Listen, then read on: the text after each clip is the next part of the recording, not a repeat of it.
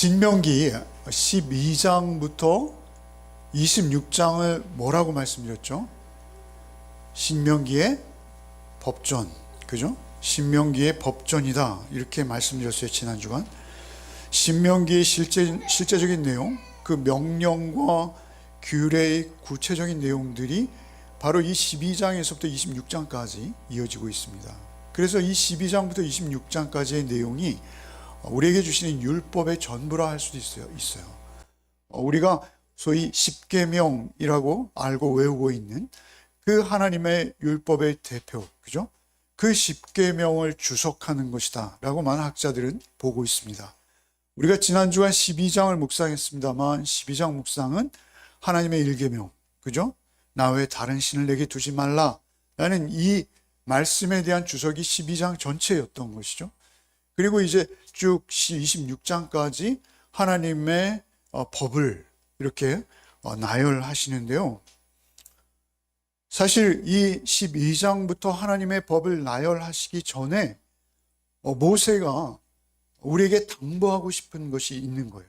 오늘 본문은 바로 그 법전을 낭독하시기 전에, 전하시기 전에 우리에게 이 법을, 이 규례를 주시는 분이 누구이신지, 이 법이 어디로부터 말미암았고 누가 이 법을 주셨는지, 그 주신 분의 속성, 정체, 그것을 다시 한번 기억시키기 원하시는 거예요. 그리고 이 법을 받는 우리는 과연 누구인가? 그렇다면 주시는 분은 하나님이시오. 그 하나님으로부터 우리가 법을 받는데, 우리가 세상의 법도 있습니다만 하늘의 법, 하나님의 법을 하나님으로부터 받는데, 그 법을 받고 있는 지금 우리는 누구인가? 우리는 누구인가? 법을 주시는 분은 누구요? 그 법을 받고 있는 우리는 누구인가? 이것을 다시 한번 강조하시고 싶으신 것이죠. 우리는 과연 어떤 태도로 그 법을 받아야 되고, 여호와께서 참으로 우리에게 구체적으로 요구하시는 바가 무엇인가? 그것을 알기 원하시는 것이죠. 여호와께서 우리에게 원하시는 것은 그 법률과 규례 속에 있겠죠? 그 규례와 법규 안에 있습니다. 그럼에도 불구하고 그 요구하시는 것을 받는 우리의 태도가 중요하다는 것입니다. 그래서 그 요구하시는 것을 구체적으로 뭉뚱그려 말씀하시면서 이 전체를 한번 조망하시고 12절부터 시작하시는 거예요. 그런 문맥 속에서 우리가 오늘 12절부터 같이 한번 묵상하겠습니다. 12절 13절 읽겠습니다. 이스라엘아, 내 하나님 여호와께서 내게 요구하시는 것이 무엇이냐? 곧 내 하나님 여호와를 경외하여 그의 모든 도를 행하고 그를 사랑하며 마음을 다하고 뜻을 다하여 내 하나님 여호와를 섬기고 내가 오늘 내 행복을 위하여 내게 명하는 여호와의 명령과 규례를 지킬 것이 아니냐. 하나님께서 내게 요구하시는 것이 무엇이냐라고 묻는 거예요. 하나님께서 내게 이러이러한 것들을 요구하신다 이렇게 하지 아니하시고, 하나님께서 내게 요구하시는 것이 무엇이냐 물으시는 거예요. 사실 모세는 설교자로서 그렇게 훌륭한 편은 아니었나 봐요. 그래서 성경에 모세는 그러잖아요. 나는 입술이 어눌하고 뭐 이렇게 변명하잖아요, 하나님 앞에. 그래서 내가 아론을 너에게 허락했다. 아론이 대언자였죠. 모세의 대변인입니다. 그런데 이제 모세는 말이죠, 놀랍게 굉장히 훌륭한 설교자가 되어 있다. 저는 이렇게 여겨요. 모세가 지금 설교하시는 것이죠. 설교하시면서 그냥 평서문으로 하지 않고 의문문으로 하시는 의문. 그렇다면 하나님, 내 하나님 여호와께서 내게 요구하시는 것이 무엇이냐? 하나님이 우리에게 요구하시는 것이 있다는 거예요. 우리에게 요구하시는 게 있어요. 일방적으로 은혜를 주십니다만 그래도 우리에게 요구하시는 것이 무엇인지 알아야 된다라고 모세는 아주 능숙한 설교자로서 그들의 관심을 끌기 위해 질문하시는 형식으로 묻는 거예요. 자발적으로 자원하는 마음으로 하나님 앞에서 그들이 무언가 하나님이 뭘 요구하시지? 이런 마음을 갖게 하고자 하시는 거예요. 12절에 내게 요구하시는 것이 무엇이냐라고 묻고, 그리고 이제 줄줄이 5가지를 좌르르 얘기하시는 거예요. 여러분, 사실 설교는 한 가지 주제를 가지고 이렇게 하면 참 여러분이 이해하기 좋고 좀 기억에 남고 깊이 있게 이해를 하실 텐데, 저는 강해를 하다 보니까 사실 이 한 가지 한 가지가 너무나 중요한 주제이지만 5가지를 5분 안에 이렇게 이야기하니까 여러분이 잘 못 알아들으시는 것 같아요. 하나님께서 우리에게 요구하시는 것이 첫째 뭐라고 하세요? 5가지를 말씀하세요. 5가지. 첫째 뭐예요? 여호와를 경외하며. 경외하는 것을 첫째 요구하세요. 여러분, 우리 잠언에 보면 여호와를 경외하는 것이 모든 지혜와 지식의 근본이다 이렇게 말씀하시나요? 경외한다는 게 과연 무엇이냐라는 것이죠. 경외하는 것은 하나님을 두려워하는 거예요. 하나님 무서워하는 거예요. 지난주에 어떤 유튜브 동영상을 우연찮게 보는데 어떤 우리의 정치 위정자 그분이 한 분 나오니까 뒤에서 막 이렇게 이렇게 이야기들을 하시는데 연세가 지긋하신 권사님 같아요. 제가 보기에. 권사님 같은 분이 위에서 크게 외치시는데 뭐를 외치시냐면 하나님 두려운 줄 알아 이러시더라고요. 제 마음이 시원했어요. 권사님이세요. 연로한 권사님. 제가 보기엔 반드시 권사님이세요. 하나님 두려운지를 알아 그러시는데 그 경외함이라는 게 과연 무엇이냐는 것이에요. 두려워하는 거예요. 근데 우리가 알고 있기로는 우리가 그 두려워한다라는 것을 잘못 오해하고 있어요. 대부분 두려워한다라고 하는 것은 무엇을 두려워하냐는 것이죠. 하나님의 존재 방식이 뭐라 그랬어요? 말씀이라고 그랬잖아요. 말씀. 하나님 영이세요? 우리 눈에 보이지 않으세요? 하나님의 말씀을 두렵고 떨림으로 받는 거예요. 사실. 지금 그 율법, 그 계명과 규례를 주시려고 하시는 거잖아요. 그러니까 우리가 대부분은 잘못 알고 있는데요. 하나님 말씀 앞에서 우리는 말씀에 순종하는 자가 아니라 우리의 생각과 우리의 계산을 먼저 앞세우는 자들이에요. 그래서 우리의 계획과 우리의 계산대로 일단 하죠. 하나님께 여쭙기보다는. 실행합니다. 쭉 하다가 잘 될 리가 없죠. 잘 되지도 않고요. 그렇게 일이 잘못되면 그때 하나님을 기억합니다. 그리고 하나님을 원망합니다. 첫째. 원망합니다. 자기가 해놓고 하나님의 말씀이나 하나님의 가르침에 순종한다기보단 자행자제한 거예요. 자기의 생각과 뜻대로 행하면서 그것이 잘못되거나 비뚤어져 나가는 것을 볼 때 제일 먼저 나오는 반응은 원망입니다. 하나님, 왜 저한테 이러세요? 제가 뭘 잘못했다고요? 그렇게 원망하다가 일이 점점 꼬여서 이제 위기가 닥치거나 아주 돌이킬 수 없는 순간을 맞닥뜨리면 그때 두려워합니다. 그때 하나님 무서운 줄 압니다. 두렵죠. 그거는 근데 여기서 말하는 경외가 아니에요. 그냥 무서워하는 거예요. 나 하나님 뜻을 따르지 않아. 이렇게 되었구나. 하나님 무섭네. 이렇게 되는 거예요. 그런데 그 무서움은 이 경외함이랑 틀리다는 거죠. 여기서 경외함은 그런 것이 아닙니다. 평상시의 경외함이에요. 어떤 경외함입니까? 하나님을 향한 존경과 사랑을 담은 두려움이에요. 두렵고 떨림. 사랑하기에 두려운 거예요. 이 경외는 우리가 평소에 하나님의 임재 앞에서, 특별히 하나님의 말씀 앞에서 두려움. 하나님 말씀은 이렇지. 근데 내가 지금 쫓고 있는 것은 하나님 말씀이 아니구나. 그때 내가 내 뜻과 내 생각을 내려놓을 수 있는 것이 하나님을 두려워하는 것입니다. 그게 경외예요, 경외. 하나님 때문에 차마 할 수 없는 거예요, 그 일을. 하나님 두려워서 못하는 거예요. 그리고 하나님이 기뻐하시고 하나님이 용납하실 만한 방향으로 내 삶의 방향을 트는 거예요. 그게 경외예요. 그게 하나님 앞에 있는 거예요. 두 번째는 무엇입니까? 하나님이 우리에게 요구하시는 것 두 번째 뭐예요? 하나님 여호와를 경외하며 그의 모든 도를 행하고, 그의 도라는 것은 그분이 우리에게 가르치신 길이라는 것입니다. 이것을 직역하면 하나님의 길로만 걸으라, 이런 의미예요. 하나님의 도를 행한다라는 것은 하나님의 길로 걷는다.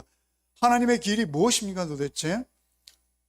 왼쪽 길도 있고 오른쪽 길도 있을 수 있으나 그때 내 길의 방향은 하나님이 결정하십니다.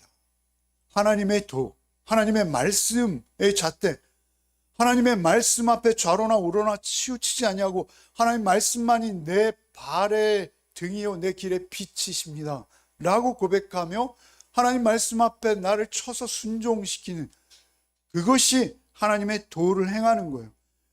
하나님 여호와를 경외하여 그의 모든 도를 행하고 좌로나 우로나 치우치지 말라는 거예요. 이것도 역시 악인의 길로 행하면 안 된다는 거예요. 그리고 이제 세 번째 뭐요? 도를 행하고 그를 사랑하며. 여러분, 우리가 하나님을 경외하고요, 그리고 하나님의 도를 따라 행할 때 우리는 하나님을 만납니다. 내가 내 뜻대로 하지 아니하고 하나님의 뜻대로 나를 쳐서 하나님 앞에 복종시킬 때 우리는 하나님을 경험한다요, 그것을. 그렇게 하나님을 경험할 때 우리는 사랑하는 것이죠. 하나님이 나를 사랑하신, 말씀으로 나를 품어주신, 여기 사랑한다라는 히브리어는 사전에 즐기다, 기뻐하다 이런 거예요. 즐기다, 기뻐하다. 즐기다, 기뻐하다. 하나님이 즐거운 거예요. 하나님이 기쁜 거예요. 하나님이 나를 생명의 길로 인도하시고 있구나. 나의 감정과 나의 행위 전체를 동원해서 하나님께 반응하는 것, 그게 사랑하는 거예요. 여호와를 사랑하는 건 뭡니까? 하나님의 말씀에 순종하는 거예요. 결국 하나님의 말씀이 나에게 진리가 되어져서 그 말씀을 따르고 순종하는 태도로 나가는 것, 그것이 하나님의 사랑인 거예요.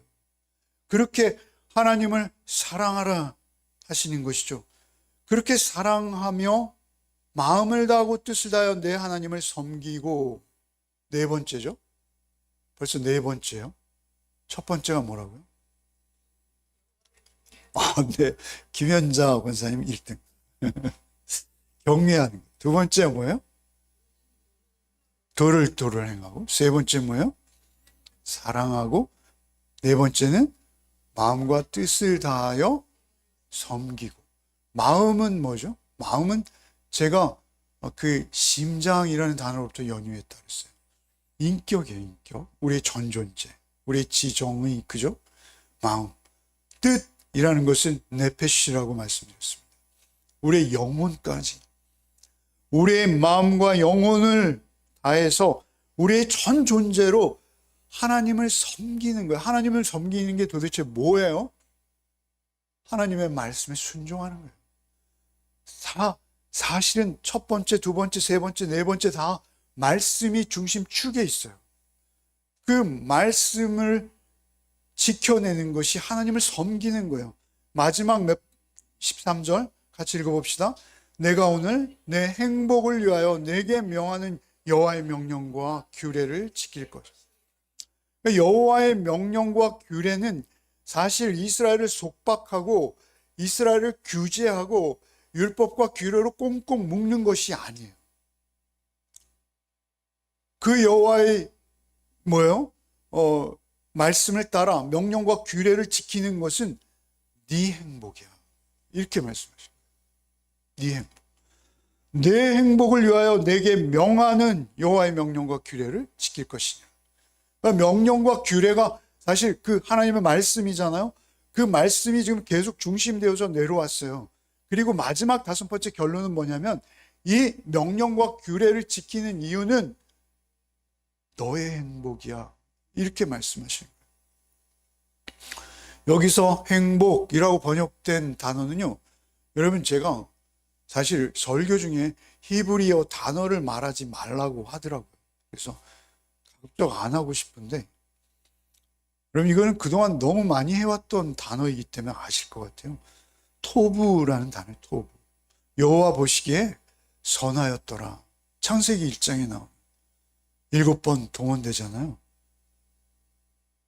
그렇게 하나님께서 창조하시고 보시기에 좋았더라, 보시기에 좋았더라, 보시기에 좋았더라 할 때 그 토부예요. 그러니까 우리가 하나님 보시기에 가장 좋다라는 거예요. 우리가 하나님 보시기에 가장 좋은 상태. 그래서 이것을 사전에서 찾으면 이 단어는 가장 좋은 것, 복지, 이익 이렇게 나와요. 뜻이. 행복, 너희들의 행복을 위한 것이다 라고 말씀하시는 것은 우리의 복지를 위한 거라는 거예요.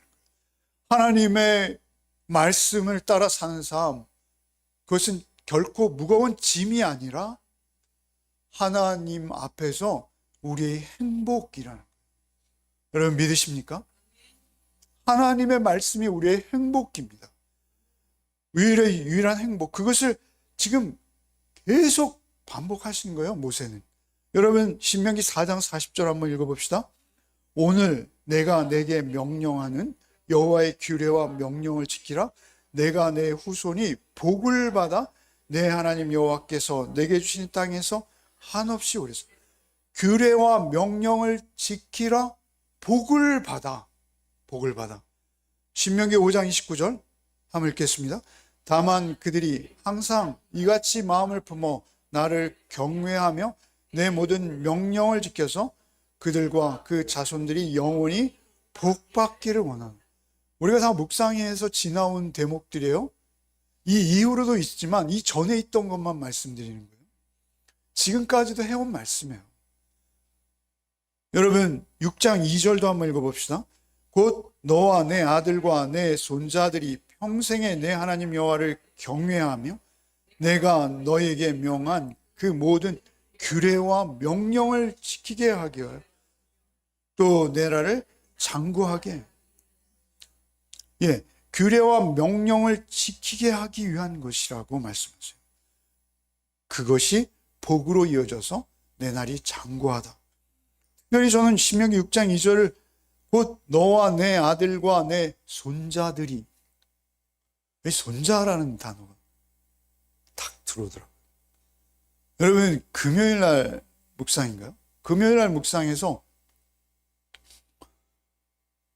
우상을 섬기지 말라라고 말씀하시면서 12장에 뭐라 하시냐면 심지어 그 땅에 들어갔을 때 그 땅의 우상들을 탐구하지 말라. 그 우상들, 제가 묵상하면서 말씀드렸던 거예요. 그 우상들 탐구하지 말라. 그 우상들을 탐구하게 되면 그 우상들은 그 섬기는 자의 자녀를 불살라 제사로 받는 그러한 신들이다. 너희가 그렇게 될까 염려하노라 이렇게 말씀하시잖아요. 여러분 그게 이스라엘 역사입니다. 제가 그걸 얘기하면서 예를 들었죠. 누구요? 히스기야. 여러분 히스기야의 아들이 누구예요? 므낫세. 므낫세가 자기 아들을 불 가운데 지나게 했습니다. 여러분 우상에게 므낫세가 자기 아들을 태워 제물로 드렸어요. 그게 누구예요? 히스기야의 손자예요, 손자. 예준이란 말이죠. 여러분 이거 얼마나 끔찍합니까? 있을 수 없는 일이죠. 히스기야도 그런 일을 당한다. 우리에게서 예외는 없어요. 하나님의 말씀을 경외하며 하나님 말씀 앞에 세우지 못하면 우리도 언제든지 이 모습이 되어진다라는 것입니다. 히스기야, 무려 히스기야의 손자가 불에 태워진다라는 것이죠. 여러분, 그런데 뭐요? 명령과 규례를, 하나님을 경외함으로 그 명령과 규례 앞에 순종하는 자, 그에게 뭐가 있다는 거요? 복이 있다. 여러분, 복 좋아하시잖아요. 우리가 진정한 복이 무엇입니까? 그들이 세상에 잘 먹고 잘 사는 것이 복인가요? 그것으로 복이 다 채워진 건가요? 하나님을 경외하며 하나님의 말씀 앞에 두려워 떨며 그 말씀에 순종하기 위해서 자기의 생애와 자기의 생명보다 귀히 말씀을 여기며 말씀 앞에 서는 것, 그게 복이 아닙니까? 그가 이 세상에 어떤 위기와 환경에 처하더라도 말씀을 생명처럼 여기는 자녀, 그리고 우리의 후손들이 있다면 그게 복이 아닙니까? 이 5가지를 하나님께서 요구하시면서 이제 14절 이어서 이 5가지를 왜 요구하시는지, 여러분 14절, 15절, 16절 읽겠습니다. 하늘과 모든 하늘의 하늘과 땅과 그 위의 만물은 본래 내 하나님 여호와께 속한 것이로되 여호와께서 오직 내 조상들을 기뻐하시고 그들을 사랑하사 그들의 후손이 너희를 만민 중에서 택하셨음이 오늘과 같으니라. 그러므로 너희는 마음에 할 일을 행하고 다시는 목을 곧게 하지 말지.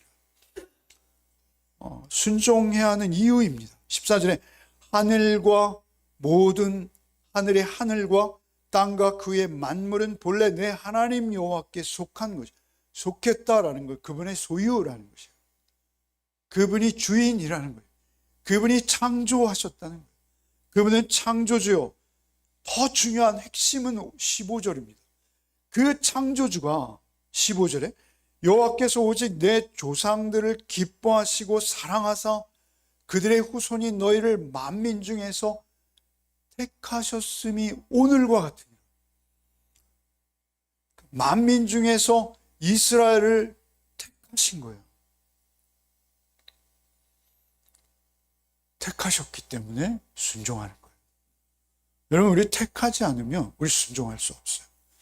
하나님께서 이스라엘 잡고 심지어 지렁이 같은 너 야곱아, 그 야곱을 찾아오셔서 야곱을 택해 주신 거예요. 이유가 없어요. 그냥 택해 주신 거예요. 나도 몰라요. 그러나 하나님이 택해 주셨기에 만물을 창조하신 하나님이 나를 택하셨어. 그런데 사실 이 말씀은 이 말씀을 듣고 있는 그들에게 굉장히 추상적인 내용이 아니에요. 굉장히 구체적이고 실질적인 내용이잖아요. 여러분, 그들이 지금 어떤 길을 걸어왔습니까? 40년간 광야를 걸어왔어요. 애굽에서부터 나왔습니다. 죄와 죽음의 종노릇하던 그 사망의 땅, 사단에 매여 죄에 끌려가던 그들을 구원하셔서 광야로 인도해 내신 거예요. 그래서 그들은 지금 모압 땅을 밟고 서 있어요. 그리고 그 인도하여 낸 중보자 모세는 자기들 앞에서 쩌렁쩌렁한 목소리로 설교하고 있어요. 그래서 지금 이렇게 여호와께서 오직 내 조상들을 기뻐하시고 그들을 사랑하사 그들의 후손인 너희를 만민 중에서 택하셨음이 오늘과 같으니라. 오늘이 중요한 거예요. 오늘. 여러분 오늘 지금 여러분이 이 열매 맺는 교회에서 설교 듣고 있는 거 상상이나 하셨어요? 예전에? 예, 저도 이렇게 설교자가 되리라는 거 상상도 못했습니다. 여러분, 우리는 다 그런 거예요. 오늘 하나님께서 우리를 인도하고 계신 겁니다. 그리고 하나님께서 지금 인도하여 내셔서 이 자리에 있게 하신 거예요. 그것을 믿으셔야 합니다.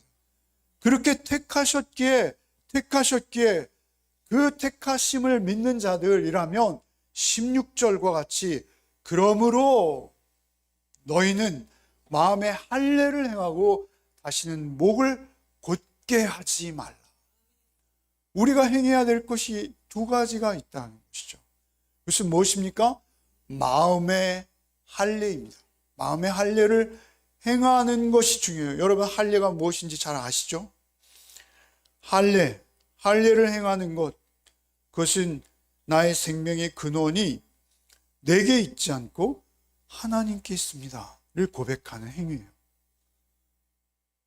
여러분, 이 말씀은요, 이 할례는 신약에서 세례로 교체된 거예요. 할례가 세례입니다. 거듭나는 거예요. 물에 들어가 죽고 새로운 생명으로 올라오는 것.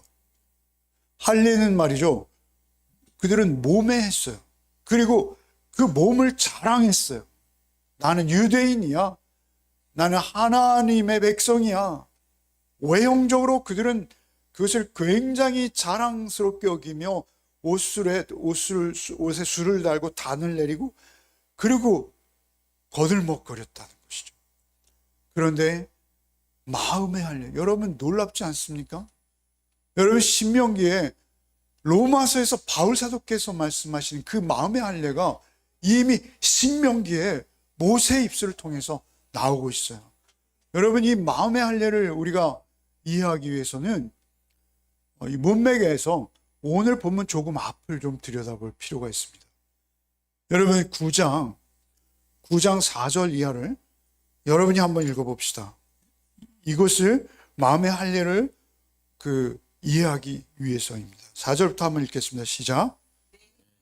여호와께서 그들을 내 앞에서 쫓아내신 후에 내가 심중에 이르기를 내 공의로움으로 말미암아 여호와께서 나를 이 땅으로 인도하여 들여서 그것을 차지하게 하셨다 하지 말라. 이 민족들이 약함으로 말미암아 여호와께서 그들을 내 앞에서 쫓아내심이니라. 내가 가서 그 땅을 차지함은 내 공의로 말미암음도 아니요 내 마음이 정직함으로 말미암음도 아니요 이 민족들이 약함으로 말미암아 내 하나님 여호와께서 그들을 내 앞에서 쫓아내심이라.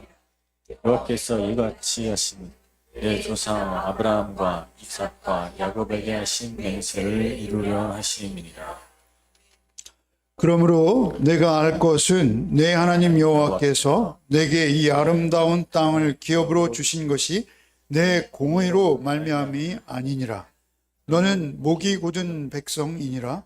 너는 광야에서 내 하나님 여호와를 경노하게 하던 일을 잊지 말고 기억하라. 내가 애굽 땅에서 나오던 날부터 이곳에 이르기까지 늘 여호와를 거역하였으되 호렙산에서 너희가 여호와를 경노하게 하였으므로 여호와께서 진노하사 너희를 멸하려 하셨느니라. 여러분, 여기 4절에 보면 하나님께서 그들을 내 앞에 쫓아내신 후에 내가 심중에 이르기를 내 공의로움으로 말미암아 여호와께서 나를 이 가나안 땅으로 인도하셨다 라고 여기지 말라는 거예요.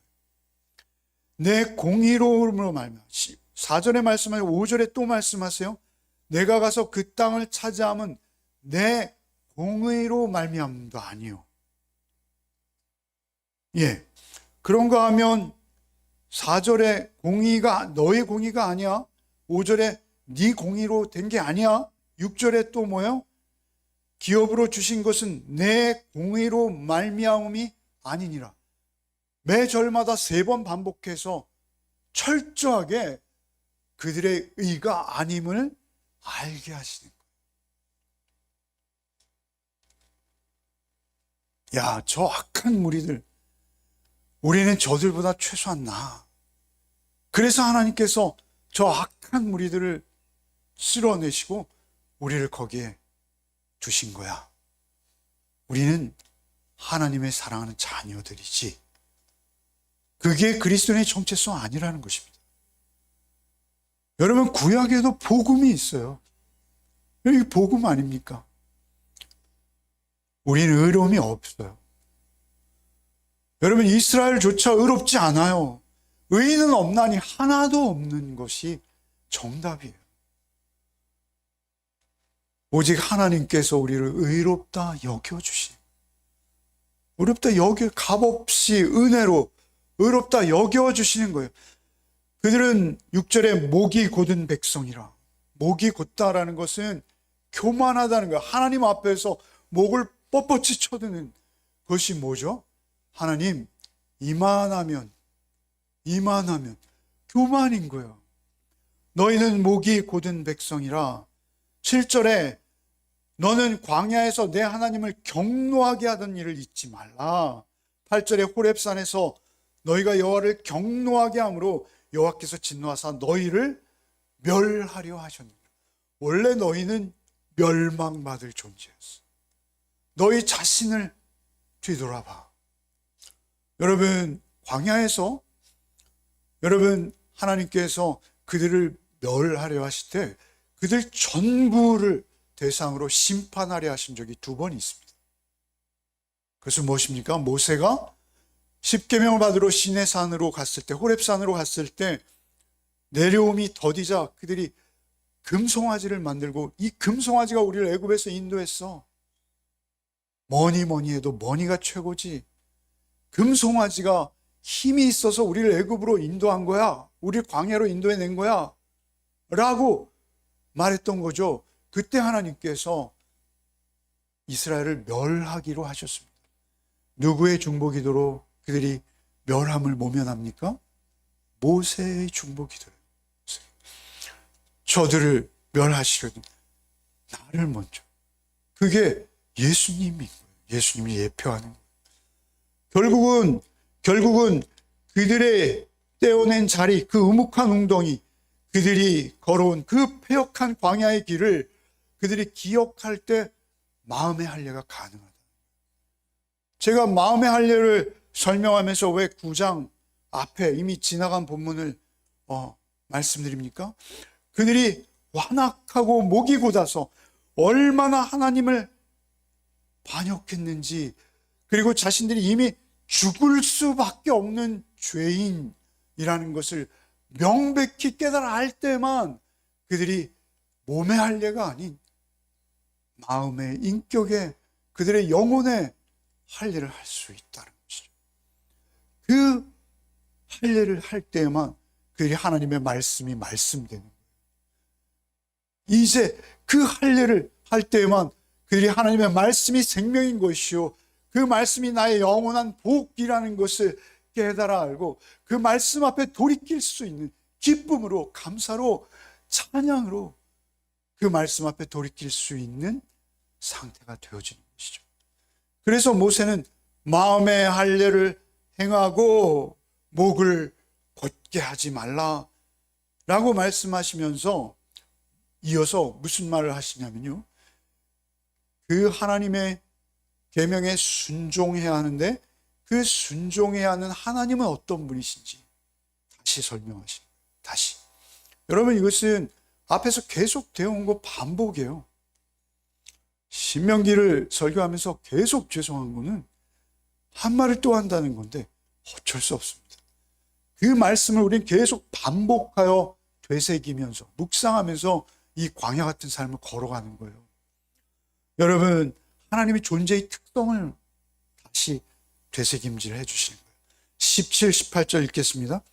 너희 하나님 여호와는 신 가운데 신이시며 주 가운데 주시요 크고 능하시며 두려우신 하나님이시라.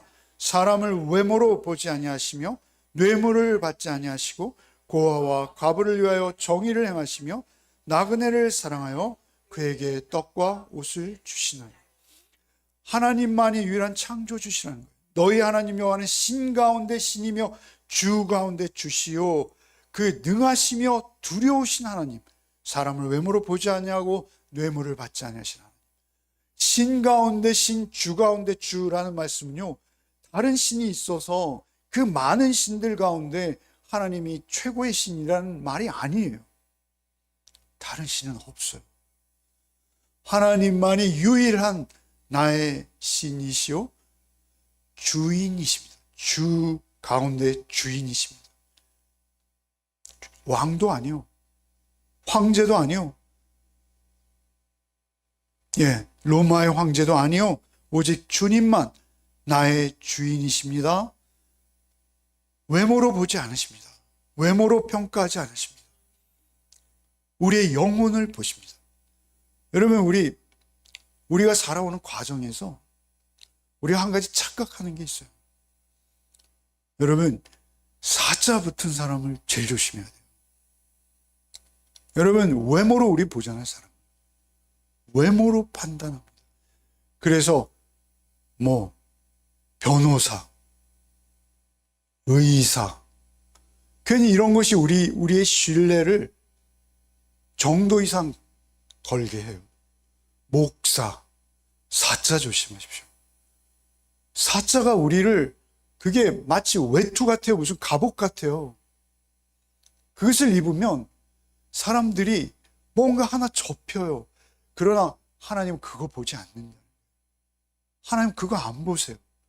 하나님은 외모를 보지 아니하시고 오히려 고아와 과부를 보신대요.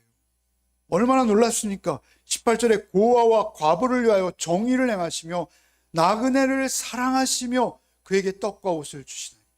제가 늘 하나님의 속성, 이것은 하나님 자신도 하나님 자신이 어찌하실 수 없는 하나님의 본성이에요. 하나님의 본성은 뭐예요? 의와 사랑이에요. 의와 사랑. 제가 늘 입만 열면 이야기하는 의와 사랑이 여기 그대로 나오는 거예요. 여기 여러분 18절 보십시오. 고아와 과부를 위하여 정의를 행하시며 나그네를 사랑하여 그에게 떡과 옷을 주시는 의와 사랑.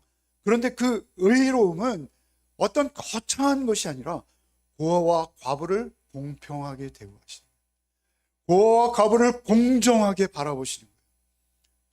그들이 뇌물도 할 수 없고, 그들이 가운도 없고, 사회적 지위와 재산도 없고, 그런 거를 하나님 보시는 것이 아니라 그냥 한 영혼으로 보시는 거예요.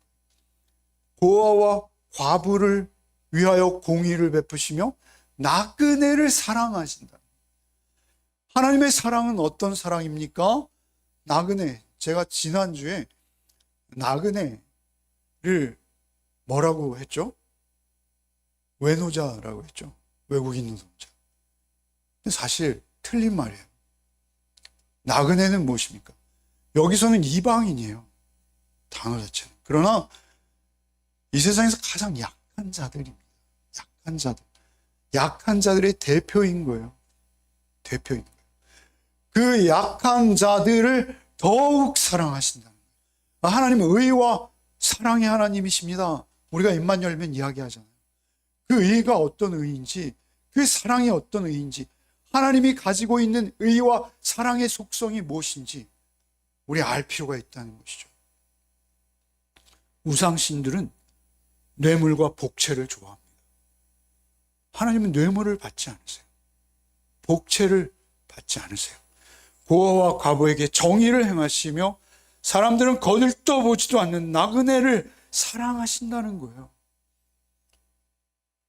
그 하나님의 성품으로 그 하나님의 존재가 우리에게 계명을 주신 거예요. 그래서 19절 20절 마지막 22절까지 읽겠습니다. 너희는 나그네를 사랑하라. 전에 너희도 애굽 땅에서 나그네 되었음이니라. 내 하나님 여호와를 경외하며 그를 섬기며 그에게 의지하고 그의 이름으로 맹세하라. 그는 내 찬송이시오 내 하나님이시라. 내 눈으로 본 이같이 크고 두려운 일을 너를 위하여 행하셨느니라. 애굽에 내려간 내 조상들이 겨우 70인이었으나 이제는 내 하나님 여호와께서 너를 하늘의 별같이 많게 하셨다. 애굽에 내려간 너희 조상들 70명이었지. 옛날에 저희들 중고등학교 때 한 반이 70명이었습니다. 68번까지 있고 막 그랬죠. 그 70명이었어. 그런데 너희 지금 하늘의 별같이 되었어. 지금 200만이 넘는. 그렇게 별같이 많게 하셨어. 너희 경험한 바야. 21절에 그는 내 찬송이요 내 하나님이라. 내 눈으로 본 이같이 크고 두려운 일을 너를 위하여 행하셨느냐. 그들을 애굽으로부터 구원해내신 이 큰 일을 행하신 분이 그분이야. 신약적으로 말하면 뭐예요?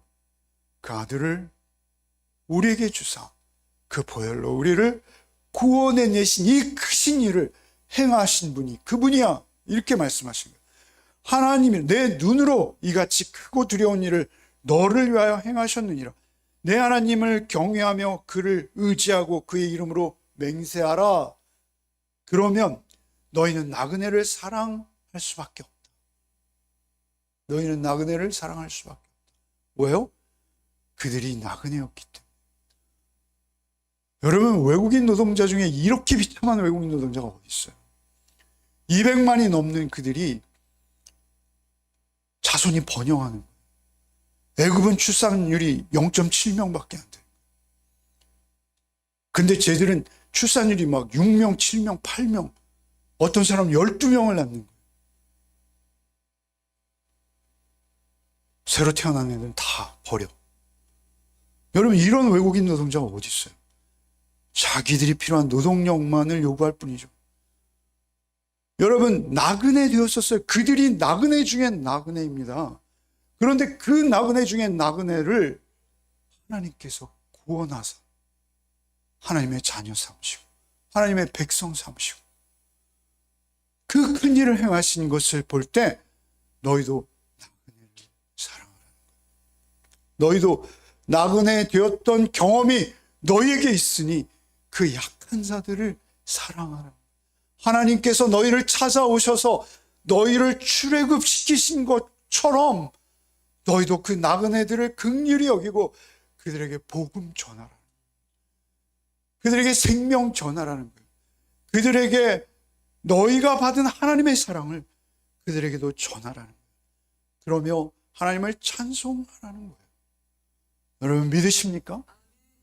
여러분, 이 구약의 복음이 신약의 복음과 뭐가 다릅니까? 여러분, 저는 동일하다라고 여깁니다. 우리에게 하나님은 언제나 동일하게 말씀해 오셨어요. 변함없이 우리를 사랑하시고 그 말씀을 주셨어요. 저는 말씀을 맺겠습니다. 말씀을 맺는데 저는 이 말씀을 묵상하면서 한 가지 든 생각이, 제가 만약 하나님을 몰랐다면, 제가 하나님을 만나지 못했다면, 제가 만일 하나님의 말씀에 이렇게 빠지지 않았다면 제가 세상 속에서 어떤 모습이었을까? 제가 세상 속에서 지금 어떤 인생을 살고 있을까? 성공했을까? 실패했을까? 그런 것이 아닙니다. 아무 의미가 없습니다. 오직 하나님 앞에 서 있고 하나님의 말씀에 붙들렸고 하나님의 말씀을 경외하며 그 말씀 앞에 순종하는 것이 나를 구원하신 하나님 앞에서 내가 취해야 할 마땅한 태도라는 것을 알고 성령의 도우심을 받아 말씀 앞에 설 때마다 두렵고 떨림이 있고 말씀 앞에 설 때마다 그 말씀이 하나님의 진리인 것을 깨달아 알고 그 말씀 앞에 나를 순종하게 할 수 있도록 하신 하나님, 그 하나님을 찬양하는 것이 우리의 복입니다. 그 하나님을 인정하고 그 하나님을 온전한 하나님으로 여기며 하나님의 하나님 되심을 대접해드리는 그러한 방법, 그러한 삶으로 하나님 앞에 반응하시기를 바랍니다. 하나님이 우리에게 원하시는 것은 무엇입니까?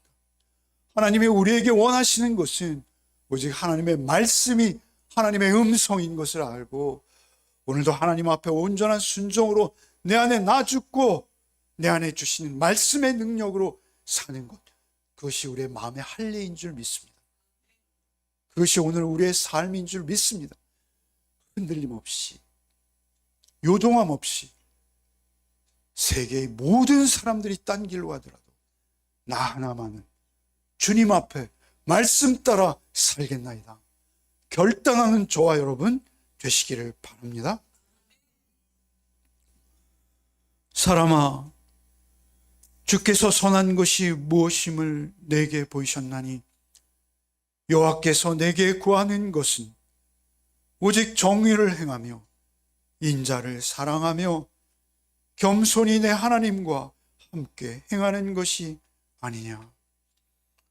참으로 나그네 되었고 우고하는 이방인이었던 나를 찾아오사 전혀 의가 없던 나를 의롭게 여겨주시고 말씀으로 인도하시는 주님, 주님께 감사를 드립니다. 오직 순종함으로 하나님 앞에 있기를 원합니다. 하나님과 함께 말씀과 동행하는 삶이 되어지기를 원합니다. 하나님만이 나의 위로요, 나의 소망이요, 하나님만이, 하나님의 말씀만이 나의 능력인 것을 인정하는 또 한 주간의 삶이 되게 하여 주시옵소서.